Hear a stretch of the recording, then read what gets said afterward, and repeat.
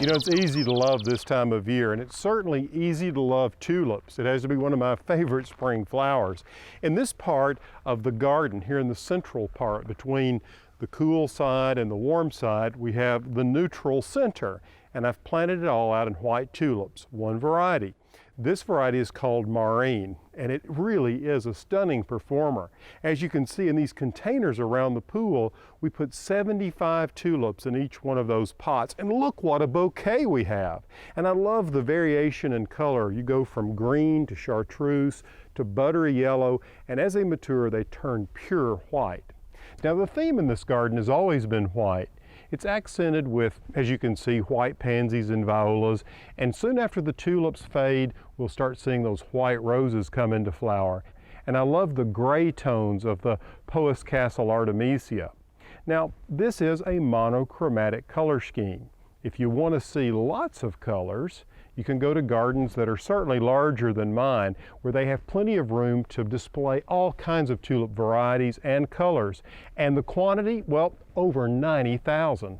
Today is the part of the tulip extravaganza here at Garvan Gardens. And we have worked very hard planting 90,000 tulips through the months of December and January. And they are just now starting to bloom. They have been blooming for about 2 or 3 weeks now, and they will continue on for about 3 or 4 more weeks.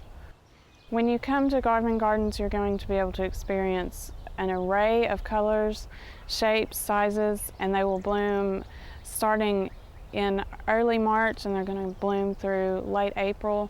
So you will see early season tulips as well as your mid and late season tulips. Today at Garvan Gardens, if you were to visit, you would see tulips that are blooming for the mid to late season. Some examples of these would be Angelique, which is a peony tulip, which has more of a double bloom, similar to the double tulips. You would also see some lily type tulips, such as Pretty Woman or Poker Fanfare. Most of you will be familiar with the Triumph tulip, which is the most common shape of a tulip. It's the very traditional flower, almost egg-shaped.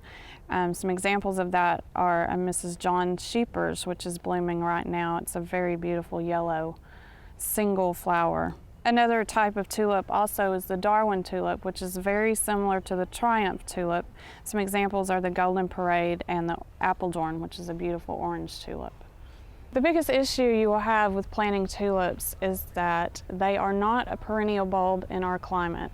Our summers are just too hot. They usually will rot, and the ones that you will get to survive through the winter will not bloom properly the next year. You might have 60 to 80% of your bulbs bloom next year if you do leave them in the ground. Another big problem with tulips is that the deer love to eat them. If you want to have a beautiful tulip garden each year, you should probably replant your bulbs.